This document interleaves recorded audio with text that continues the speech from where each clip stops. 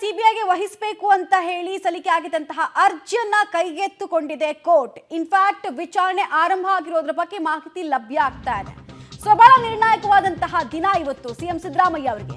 ಏನಾಗುತ್ತೆ ಅನ್ನುವಂತಹ ಪ್ರಶ್ನೆ ಇದೆ. ಸಿಬಿಐಗೆ ಇವತ್ತು ವಾದ ಹೆಂಗ್ ಸಾಗುತ್ತೆ ಅಂದ್ರೆ ನೋಡಿ, ಹೈಕೋರ್ಟ್ ನಲ್ಲಿ ಮೂಡಾ ಕೇಸ್ನ ವಿಚಾರಣೆ ಆರಂಭ ಆಗಿದೆ. ಹೇಗ್ ಸಾಗುತ್ತೆ, ಆಯಾಮ ಏನು ಅನ್ನೋದನ್ನ ಹೇಳ್ತಾ ಹೋಗ್ತೀವಿ. ಧಾರವಾಡದ ವಿಭಾಗೀಯ ಪೀಠದಲ್ಲಿ ನ್ಯಾಯಮೂರ್ತಿ ನಾಗಪ್ರಸನ್ನ ಅವರು ಇದ್ದಾರೆ. ಸೊ ಅವರ ಪೀಠನೇ ಈ ಕೇಸನ್ನು ಹ್ಯಾಂಡಲ್ ಮಾಡ್ತಾ ಇದೆ. ಸ್ನೇಹಮಯಿ ಕೃಷ್ಣ ಅವರ ಪರವಾಗಿ ಅವರ ವಕೀಲರು ವಾದವನ್ನ ಶುರು ಮಾಡಿದ್ದಾರೆ. ಇವತ್ತು ಏನ್ ಡಿಸೈಡ್ ಆಗುತ್ತೆ ಅಂದ್ರೆ ಸಿಬಿಐಗೆ ಯಾಕೆ ಕೊಡಬೇಕು, ಯಾಕೆ ಕೊಡಬಾರ್ದು, ಈ ಆಯಾಮದಲ್ಲಿ ವಿಚಾರಣೆ ಆಗುತ್ತೆ.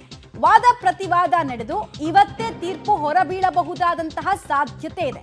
ಧಾರವಾಡದ ವಿಭಾಗೀಯ ಪೀಠದಲ್ಲಿರುವಂತಹ ನ್ಯಾಯಮೂರ್ತಿ ನಾಗಪ್ರಸನ್ನ ಅವರ ಪೀಠದಿಂದ ಮಹತ್ತರ ಆದೇಶದ ನಿರೀಕ್ಷೆಯಲ್ಲಿ ಎಲ್ಲರೂ ಕೂಡ ಇದ್ದಾರೆ. ಅದಕ್ಕಿಂತ ಮುಂಚೆ ಇವತ್ತು ವಾದ ಪ್ರತಿವಾದ ಆಗ್ತಾ ಇದೆ. ನಾನು ಈಗಷ್ಟೇ ಹೇಳಿದಾಗೆ ಒಂದು ಡಿಸೈಡ್ ಆಗೋದು ತನಿಖೆಗೆ ಯಾಕೆ ಕೊಡಬೇಕು, ಕೊಟ್ಟರೆ ಏನೆಲ್ಲ ಪ್ರಾಸೋ ಅಥವಾ ಏನೆಲ್ಲ ಡೌಟ್ಸು ಪಾರ್ಟಿಸಿಪೆಂಟಿಗೆ ಇದೆ ಅಂತ, ಅಪ್ಲಿಕೆಂಟಿಗೆ ಇದೆ ಅಂತ, ಮತ್ತು ತನಿಖೆಗೆ ಯಾಕೆ ಕೊಡಬಾರ್ದು ಅನ್ನೋದನ್ನ ಕೂಡ ಸಿದ್ದರಾಮಯ್ಯ ಪರ ವಕೀಲರು ಮನವರಿಕೆ ಮಾಡಿಕೊಡೋ ಸಾಧ್ಯತೆ ಇದೆ.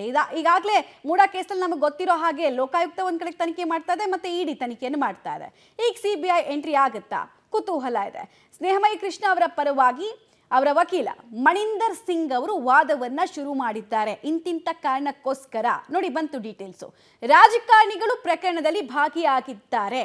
Again subject to interrogation, but ಅವ್ರ ವಾದ ಇದು. ಹೀಗಾಗಿ ಪೊಲೀಸರು ಪಾರದರ್ಶಕ ತನಿಖೆಯನ್ನ ಮಾಡಲ್ಲ, ಪ್ರಭಾವಿಗಳಿರೋದ್ರಿಂದ ಪ್ರಭಾವ ಆಗುತ್ತೆ. ಸೊ ಟ್ರಾನ್ಸ್ಪರೆನ್ಸಿ ಇರಲ್ಲ ತನಿಖೆಯಲ್ಲಿ ಅನ್ನೋದು ಅವರ ವಾದ ಆಗ್ತಾ ಇದೆ. ಲೋಕಾಯುಕ್ತ ತನಿಖೆಯ ಮೇಲೆ ತನ್ನ ಕ್ಲೈಂಟ್ಗೆ ನಂಬಿಕೆ ಇಲ್ಲ ಅನ್ನೋದನ್ನ ಮನವರಿಕೆ ಮಾಡಿಕೊಡುವಂತಹ ಪ್ರಯತ್ನದಲ್ಲಿ ಅವರ ವಕೀಲರು ಇದ್ದಾರೆ. 3 ಪೊಲೀಸರು ತನಿಖೆಯನ್ನ ನಡೆಸ್ತಾ ಇದ್ದಾರೆ ಅಂತ ಈ ಕೇಸ್ಗೆ ಸಂಬಂಧಪಟ್ಟಂತೆ ಇರುವಂತಹ ಅಪ್ಡೇಟ್ ಅನ್ನ ಕೂಡ ಕೋರ್ಟ್ ಗಮನಕ್ಕೆ ತರುವಂತಹ ಪ್ರಯತ್ನವನ್ನು ಮಾಡಿದ್ದಾರೆ. 3 ಪೊಲೀಸರು ತನಿಖೆಯನ್ನು ನಡೆಸ್ತಾ ಇದ್ದಾರೆ ಅಂತ ಕೂಡ ವಾದದಲ್ಲಿ ಮನವರಿಕೆ ಮಾಡಿಕೊಡುವಂತಹ ಪ್ರಯತ್ನ ಆಗ್ತಾ ಇದೆ. ಸ್ನೇಹಮಯಿ ಕೃಷ್ಣ ಪರವಾಗಿ ಮಣಿಂದರ್ ಸಿಂಗ್ ಅವರ ವಾದ ಇದು. ಒಂದು, ಪ್ರಭಾವಿಗಳಿರೋದ್ರಿಂದ ಅವರ ಪ್ರಭಾವ ಈ ಕೇಸ್ನಲ್ಲಿ ಜಾಸ್ತಿ ಆಗೋದ್ರಿಂದ ತನಿಖೆಯಲ್ಲಿ ನ್ಯಾಯ ಸಿಗಲ್ಲ ಅಂತ. ಲೋಕಾಯುಕ್ತ ತನಿಖಾ ವರದಿಯನ್ನ ಜಡ್ಜ್ ಕೇಳಿದ್ದಾರೆ ಅನ್ನೋದ್ರ ಮಾಹಿತಿ ಕೂಡ ಲಭ್ಯ ಆಗ್ತಾ ಇದೆ. 3 ತಿಂಗಳು ಟೈಮ್ ಕೊಟ್ಟಿದ್ರಲ್ಲ, ಸೊ ಅದು ವರದಿ ತರೋದಕ್ಕಾಗಿಲ್ಲ ಅಂತ ಲೋಕಾಯುಕ್ತ ಪರ ವಕೀಲರು ಇದೇ ವೇಳೆ ಹೇಳಿದ್ದಾರೆ. ಸ್ಟೇಟಸ್ ಏನು ಕೇಸ್ದು ಅಂತ ಜಡ್ಜ್ ಕೇಳಿದ್ರು. ನಾಳೆಯೊಳಗೆ ತನಿಖಾ ಪ್ರಗತಿಯ ವರದಿಯನ್ನ ಸಲ್ಲಿಕೆ ಮಾಡೋದಕ್ಕೆ ಜಡ್ಜ್ ಸೂಚನೆಯನ್ನ ಕೂಡ ಕೊಟ್ಟಿದ್ದಾರಂತೆ. ಡೀಟೇಲ್ಸ್ ಲಭ್ಯ ಆಗ್ತಾ ಇದೆ. ಇಲ್ಲಿ ತನಕ ಲೋಕಾಯುಕ್ತ ಅಧಿಕಾರಿಗಳ ಫೈಂಡಿಂಗ್ಸ್ ಏನು ಪ್ರಕರಣದಲ್ಲಿ, ನಮ್ಮ ಡೈರೆಕ್ಷನ್ ಪ್ರಕಾರ ನೀವು ತನಿಖೆ ಮಾಡಿದರೆ ನಿಮ್ಮ ಫೈಂಡಿಂಗ್ಸ್ ಏನು ಕೊಡಿ ರಿಪೋರ್ಟು ಅಂತ ಜಡ್ಜ್ ಕೇಳಿದ್ದಾರೆ. ಸೊ ಈ ಕ್ಷಣಕ್ಕೆ ನಮ್ಮ ಹತ್ರ ವರದಿ ಇಲ್ಲ ಅಂತ ಹೇಳಿದಾಗ ಜಡ್ಜ್ ನಾಳೆ ಒಳಗೆ ನೀವು ಎಲ್ಲಿ ತನಕ ಪ್ರಗತಿಯನ್ನು ಇಡೀ ಪ್ರಕರಣದಲ್ಲಿ ಸಾಧಿಸಿದ್ದೀರಿ, ಅದರ ಬಗ್ಗೆ ಇಡೀ ಪ್ರಕರಣದ ಡೆವಲಪ್ಮೆಂಟ್ ರಿಪೋರ್ಟನ್ನು ಜಡ್ಜ್ ಕೇಳಿರೋದ್ರ ಬಗ್ಗೆ ಸದ್ಯಕ್ಕೆ ಮಾಹಿತಿ ಸಿಗ್ತಾ ಇದೆ. ಸೊ ಈ ವರದಿಯನ್ನು ನೋಡ್ಕೊಂಡು ನಂತರ ಹಾಗಾದರೆ ತೀರ್ಪು ಬರುತ್ತಾ, ಕುತೂಹಲ ಇದೆ. ಯಾಕಂದರೆ ಒಂದು ಪ್ರಕರಣದಲ್ಲಿ ಈಗಾಗಲೇ ಸ್ಟೇಟ್ ಇನ್ವೆಸ್ಟಿಗೇಟಿವ್ ಏಜೆನ್ಸಿ ಇರೋದ್ರಿಂದ ಅವರ ತನಿಖೆ ಬಗ್ಗೆ ಯಾವ್ಯಾವ ವಿಚಾರದಲ್ಲಿ ಡೌಟ್ ಎತ್ತಿದ್ದಾರೆ, ಕಂಪ್ಲೇಂಟ್ ಮಾಡಿದ್ದಾರೆ ಅನ್ನೋದು ನಾವು ನೋಡಬೇಕಾಗತ್ತೆ ಮುಂದೆ. ಇದು ಯಾವಾಗ ಆಗುತ್ತೆ ಅಂತ ಹೇಳಿದ್ರೆ ಫಸ್ಟು ಆ ವರದಿ ಜಡ್ಜ್ ಮುಂದೆ ಬಂದಾಗ. ಸೊ ಸುಪ್ರೀಂ ಕೋರ್ಟ್ನ ಆದೇಶ ಉಲ್ಲಂಘಿಸಿ ಇಲ್ಲಿ ಕೆಲವು ವಿಚಾರಗಳಾಗ್ತಾ ಇದೆ ಅಂತ ಮಣಿಂದರ್ ಸಿಂಗ್ ಅವರು ವಾದವನ್ನು ಮಾಡಿದ್ದಾರೆ.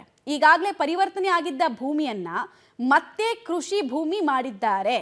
ಆಲ್ರೆಡಿ ಡೆವಲಪ್ಮೆಂಟ್ ಆಗಿದೆ ಆ ಜಾಗದಲ್ಲಿ, ಅದನ್ನ ಮತ್ತೆ ಕೃಷಿ ಭೂಮಿ ಅಂತ ತೋರಿಸ್ಕೊಳ್ಳೋ ಕೆಲಸ ಆಗಿದೆ.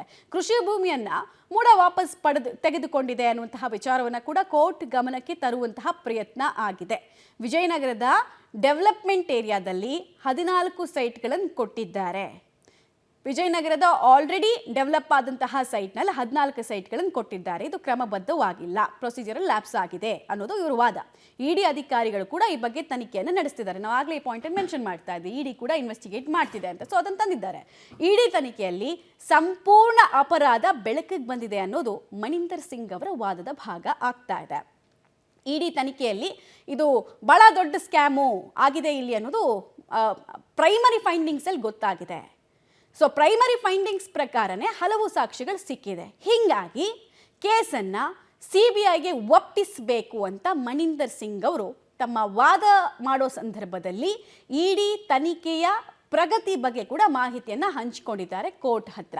ಯಾಕೆ ಸಿಬಿಐಗೆ ಕೊಡಬೇಕು ಅನ್ನೋ ವಾದಕ್ಕೆ ಅವರು ಒಂದಷ್ಟು ಎಕ್ಸಾಂಪಲ್ಗಳನ್ನು ಕೋಟ್ ಮಾಡ್ತಾ ಇದ್ದಾರೆ. ಸುಪ್ರೀಂ ಕೋರ್ಟ್ನ ಒಂದು ತೀರ್ಪನ್ನು ಕೂಡ ಅವರು ಅಲ್ಲಿ ಕೋಟ್ ಮಾಡಿದ್ದಾರೆ. ಸಹಜವಾಗಿ ದೊಡ್ಡ ದೊಡ್ಡ ವಕೀಲರು ಮಾತಾಡಬೇಕಾದ್ರೆ ಕೇಸ್ ಸ್ಟಡೀಸ್ ಮತ್ತು ಕೆಲ ತೀರ್ಪುಗಳನ್ನು ಕೋಟ್ ಮಾಡೇ ಮಾತಾಡ್ತಾರೆ. ಸೊ ಇಲ್ಲೂ ಕೂಡ ನಾವು ಅದನ್ನು ನೋಡ್ತಾ ಇದ್ದೀವಿ. ಈಗಾಗಲೇ ಪರಿವರ್ತನೆ ಆಗಿದ್ದ ಭೂಮಿಯನ್ನ ಮತ್ತೆ ಕೃಷಿ ಭೂಮಿ ಅಂತ ಹೇಳಿ ಮೂಡ ವಾಪಸ್ ತೆಗೆದುಕೊಂಡಿದೆ. ವಿಜಯನಗರದ ಡೆವಲಪ್ಮೆಂಟ್ ಏರಿಯಾದಲ್ಲಿ 14 ಸೈಟ್ಗಳನ್ನು ಕೊಟ್ಟಿದ್ದಾರೆ. ಇಲ್ಲೇ ದೊಡ್ಡ ಪ್ರೊಸೀಜರಲ್ ಲ್ಯಾಬ್ಸ್ ಆಗಿದೆ, ಮೂಲಭೂತವಾಗಿ ಪ್ರೊಸೀಜರಲ್ ಲ್ಯಾಬ್ಸ್ ಆಗಿದೆ ಮತ್ತು ಅಧಿಕಾರಿಗಳು ಅಕ್ರಮ ನಡೆಸಿದ್ದಾರೆ ಅನ್ನೋದು ಇಡಿಯ ಪ್ರಾಥಮಿಕ ತನಿಖೆಯಲ್ಲಿ ಗೊತ್ತಾಗಿದೆ. ಮತ್ತು ಇಡೀ ಮೂಡಾ ಸ್ಕ್ಯಾಮ್ನ ಸಂಪೂರ್ಣ ವಿವರ ಇಡಿ ಹತ್ರ ಸಿಗ್ತಾ ಇದೆ, ಇಡಿ ತನಿಖೆಯಲ್ಲಿ ಗೊತ್ತಾಗಿದೆ ಅನ್ನೋದನ್ನು ಹೇಳಿದ್ದಾರೆ. ಸೊ ಸ್ಟೇಟ್ ಇನ್ವೆಸ್ಟಿಗೇಟಿವ್ ಏಜೆನ್ಸಿಗಿಂತ ಇದರ ತನಿಖೆ ಮಾಡೋದಕ್ಕೆ ಸೂಕ್ತ ಯಾರು ಕೇಳಿದರೆ CBI ಅನ್ನೋದು ಮಣಿಂದರ್ ಸಿಂಗ್ ಅವರು ವಾದ ಮಾಡ್ತಾ ಇರುವಂತಹ ರೀತಿ. ಸೊ CM ಸಿದ್ದರಾಮಯ್ಯ ಅವರ ಪಾಲಿಗೆ ಈ ವಾದ ಎಷ್ಟರ ಮಟ್ಟಿಗೆ ಮುಳ್ಳಾಗತ್ತೆ ಅನ್ನೋದನ್ನ ನೋಡಬೇಕು. ಮತ್ತು ಇದನ್ನು ಕೌಂಟರ್ ಹೆಂಗೆ ಮಾಡ್ತಾರೆ ಆರ್ಗ್ಯುಮೆಂಟ್ ಟೈಮ್ನಲ್ಲಿ ಸಿದ್ದರಾಮಯ್ಯ ಪರ ವಕೀಲರು ಅನ್ನೋದು ಕೂಡ ಈಗ ಕುತೂಹಲಕ್ಕೆ ಕಾರಣ ಆಗ್ತಾ ಇದೆ. ಸದ್ಯಕ್ಕಂತೂ ಬಹಳ ಇಂಟ್ರೆಸ್ಟಿಂಗ್ ಆಗಿ ವಾದ ಸಾಗ್ತಾ ಇದೆ.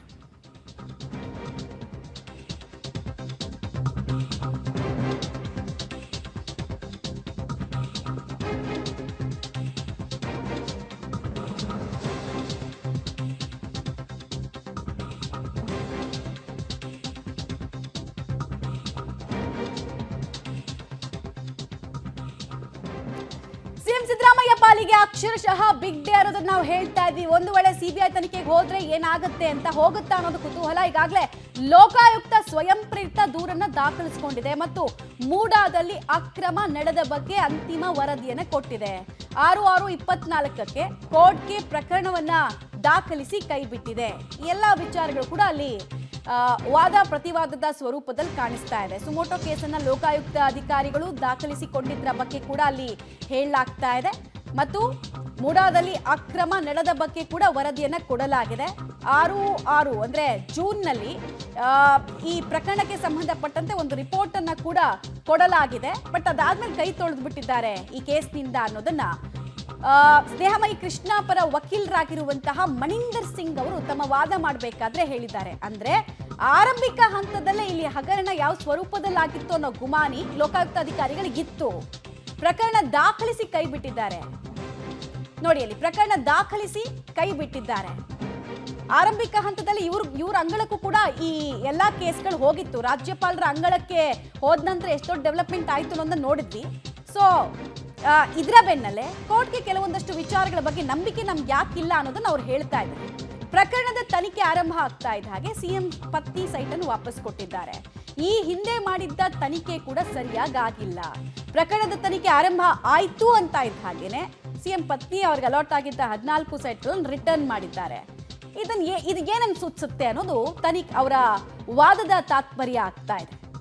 ಇದ್ಯಾಕೆ ಅವ್ರ ಸೈಟನ್ನು ಇದ್ದಕ್ಕಿದ್ದ ಹಾಗೆ ವಾಪಸ್ ಕೊಟ್ಟರು ಅಂತ ಕೋರ್ಟ್ ಗಮನಕ್ಕೆ ತರುವಂತಹ ಪ್ರಯತ್ನವನ್ನ ಮತ್ತೊಮ್ಮೆ ಮಾಡಲಾಗಿದೆ. ಲಾಸ್ಟ್ ಟೈಮು ಹೈಕೋರ್ಟ್ನಲ್ಲಿ ಡೈರೆಕ್ಷನ್ಸ್ ಬಂತಲ್ಲ, ಇದು ಲೋಕಾಯುಕ್ತಕ್ಕೆ ಹೋಗಬೇಕು ಅಂತ, ಆಗ್ಲೂ ಇದೆಲ್ಲ ವಿಚಾರಗಳು ಬಂದಿತ್ತು. CM ಸಿದ್ದರಾಮಯ್ಯಗೆ ರಾಜಕೀಯವಾಗಿ ಕೂಡ ಇದು ಬಹಳ ಇಂಪಾರ್ಟೆಂಟ್ ಆಗುತ್ತೆ. ಅವರ ಪೊಲಿಟಿಕಲ್ ಫೈಟ್ಗೂ ಇಲೀಗಲ್ ಫೈಟ್ ಇಂಟರ್ಲಿಂಕ್ಡ್. ಸೊ ಇದೆಲ್ಲ ವಿಚಾರಕ್ಕೆ ಸಂಬಂಧಪಟ್ಟಂತೆ ಒಂದೊಂದೇ ವಾದವನ್ನ ಇಂಟ್ರೆಸ್ಟಿಂಗ್ ಆಗಿ ನೋಡ್ತಾ ಇದ್ದೀರಾ. 6/6/24ರಲ್ಲಿ ಕೋರ್ಟ್ ಪ್ರಕರಣವನ್ನು ದಾಖಲಿಸಿ ಕೈಬಿಟ್ಟಿದೆ.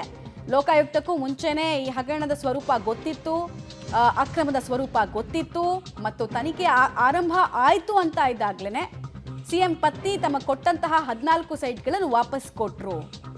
ಇದು ಯಾವುದರ ಸೂಚಕ ಅನ್ನೋದನ್ನ ಕೇಳಲಾಗಿದೆ. ಅಂದ್ರೆ ವಾದದಲ್ಲಿ ಇದೆಲ್ಲವನ್ನ ಈ ಎಲ್ಲ ಪಾಯಿಂಟ್ಸ್ಗಳನ್ನ ಹೈಲೈಟ್ ಮಾಡೋ ಕೆಲಸ ಆಗಿದೆ. ಆಮೇಲೆ ಈ ಹಿಂದೆ ಮಾಡಿದಂತಹ ತನಿಖೆ ಕೂಡ ಸರಿಯಾಗಿ ಆಗಿರಲಿಲ್ಲ, ಅಲ್ಲಿ ನ್ಯಾಯ ಸಿಕ್ಕಿರಲಿಲ್ಲ.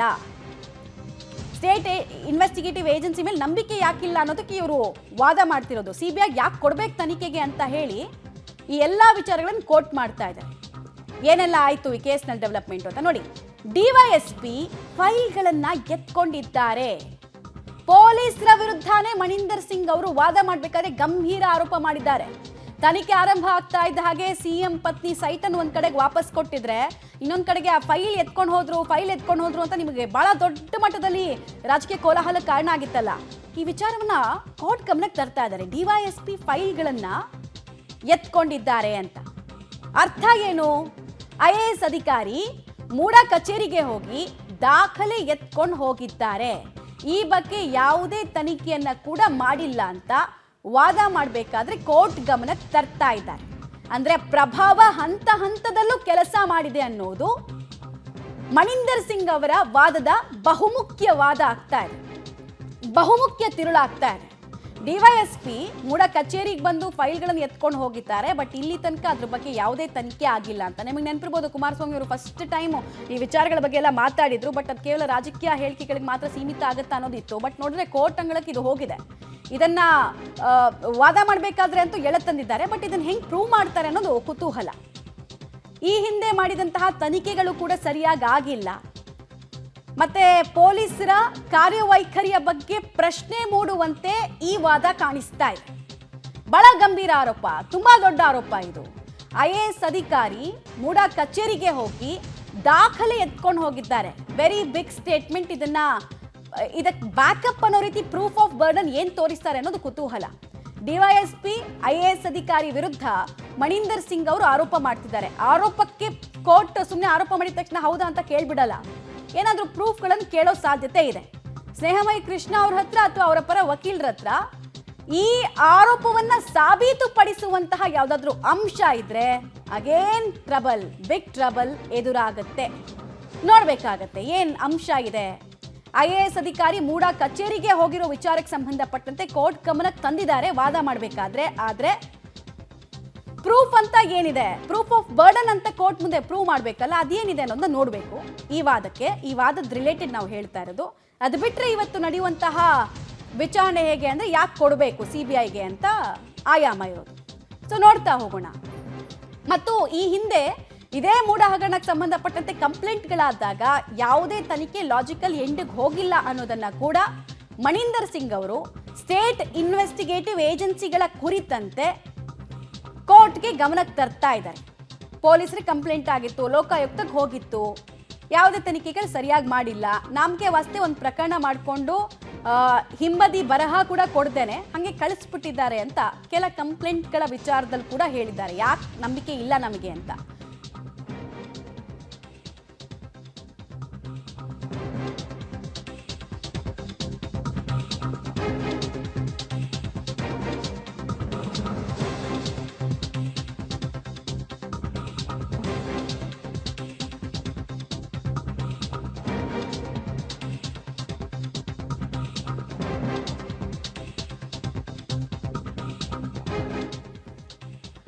ನೋಡಿ, ದಾಖಲೆ ಎತ್ಕೊಂಡು ಹೋಗಿದ್ದಾರೆ ಅಂತ ಹೇಳ್ತಾ ಇದ್ದ ಹಾಗೆ ದಾಖಲೆಗಳು ಯಾರು ಕೊಂಡೊಯ್ದಿದ್ದಾರೆ ಅಂತ ಕೇಳಿದ್ದಾರೆ ಜಡ್ಜ್.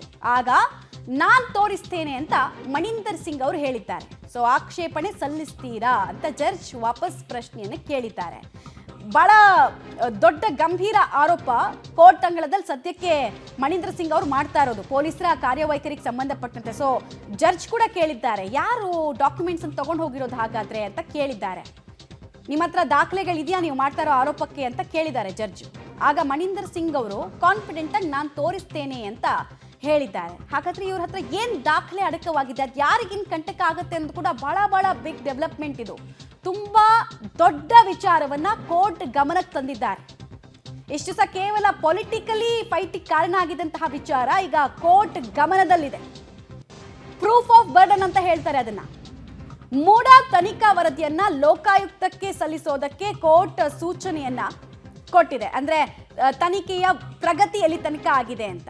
ತನಿಖೆಯ ವರದಿಯಲ್ಲಿ ಏನೇನ್ ಫೈಂಡಿಂಗ್ಸು ಲೋಕಾಯುಕ್ತಕ್ಕೆ ಇಲ್ಲಿ ತನಕ ಸಿಕ್ಕಿದೆ ಈ ಪ್ರಕರಣದಲ್ಲಿ ಅಂತ ನನಗೆ ನೀವು ಸಬ್ಮಿಟ್ ಮಾಡಬೇಕು ಅಂತ ಕೋರ್ಟ್ ಇದೇ ವೇಳೆ ಕೇಳ್ತಾ ಇದೆ. 3 ತಿಂಗಳ ಡೆಡ್ಲೈನ್ ಅನ್ನ ಕೊಡಲಾಗಿತ್ತು. ಹೈಕೋರ್ಟ್ ನಿರ್ದೇಶನದ ಮೇಲೆ ಲೋಕಾಯುಕ್ತ ಕೇಸನ್ನು ದಾಖಲಿಸಿಕೊಂಡಿತ್ತು. CM ಸಿದ್ದರಾಮಯ್ಯ ಆದಿಯಾಗಿ ಅವರ ಪತ್ನಿ ಆದಿಯಾಗಿ ಎಲ್ಲರೂ ಅಕ್ಯೂಸ್ಡ್ ಇದ್ರು. ಸೊ ಅದರಲ್ಲಿ ಏನೇನು ಫೈಂಡಿಂಗ್ಸು, ಯಾವ್ಯಾವ ಪ್ರೂಫು, ಯಾವ ಹಂತದಲ್ಲಿ ಅಕ್ರಮ ಆಗಿದೆ, ಎಲ್ಲ ದಾಖಲೆಗಳನ್ನು ಕೊಡಿ ಅಂತ ಕೇಳಿದ್ದಾರೆ ಒಂದು ಕಡೆಗೆ. ಎರಡನೇದಾಗಿ ತುಂಬಾ ದೊಡ್ಡ ವಿಚಾರ, ಇಷ್ಟು ದಿನ ಚರ್ಚೆ ಆಗ್ತಾ ಇದ್ದಂತಹ ವಿಚಾರ, IAS ಅಧಿಕಾರಿಯೊಬ್ರು ಮೂಡ ಕಚೇರಿಗೆ ಹೋಗಿ ಕೆಲ ಆಯ್ದ ಫೈಲ್ಗಳನ್ನ ಕದ್ದೊಯ್ದಿದ್ದಾರೆ ಅಂತ. ಸೊ ಯಾರು ತಗೊಂಡು ಹೋಗಿದ್ದಾರೆ ಹಾಗಾದ್ರೆ ಅಂತ ವಾಪಸ್ ಮರುಪ್ರಶ್ನೆಯನ್ನ ಜಡ್ಜ್ ಕೇಳಿದಾಗ ನನ್ನ ಹತ್ರ ದಾಖಲೆ ಇದೆ, ನಾನು ತೋರಿಸ್ತೀನಿ ಅಂತ ಅವ್ರು ಹೇಳ್ತಾ ಇದ್ದಾರೆ ಮಣಿಂದರ್ ಸಿಂಗ್ ಅವರು. ಈ ಬೆನ್ನಲ್ಲೇ ಸ್ಟೇಟಸ್ ಏನಿದೆ, ರಿಪೋರ್ಟ್ದು ಅಂತ ಲೋಕಾಯುಕ್ತ ಅಧಿಕಾರಿಗಳಿಗೆ ಸಬ್ಮಿಟ್ ಮಾಡಿ ಅಂತ ಕೇಳಿದ್ದಾರೆ. ಆ ಸ್ಪಾಟಲ್ಲೇ ಕೇಳಿದ್ರು, ನಿಮ್ಮ ಹತ್ರ ರಿಪೋರ್ಟ್ ಏನಿದೆ ಅಂತ. ಇವತ್ತು ನಮ್ಮ ಹತ್ರ ರಿಪೋರ್ಟ್ ನಮ್ಮ ಬಳಿ ಈಗ ಸದ್ಯಕ್ಕಿಲ್ಲ ಅಂತ ಹೇಳಿದಾಗ ಅಟ್ಲೀಸ್ಟ್ ಅದನ್ನು ನಾಳೆ ಒಳಗಡೆ ಸಬ್ಮಿಟ್ ಮಾಡಬೇಕು ಅಂತ ಕೋರ್ಟ್ ಸೂಚನೆಯನ್ನು ಕೊಟ್ಟಿದೆ. ಆ ವರದಿಯನ್ನು ನೋಡಿಕೊಂಡು ಮುಂದಿನ ತೀರ್ಪನ್ನು ಕೊಡುವಂತಹ ಸಾಧ್ಯತೆ ಈ ಕ್ಷಣಕ್ಕೆ ದಟ್ಟವಾಗಿದೆ.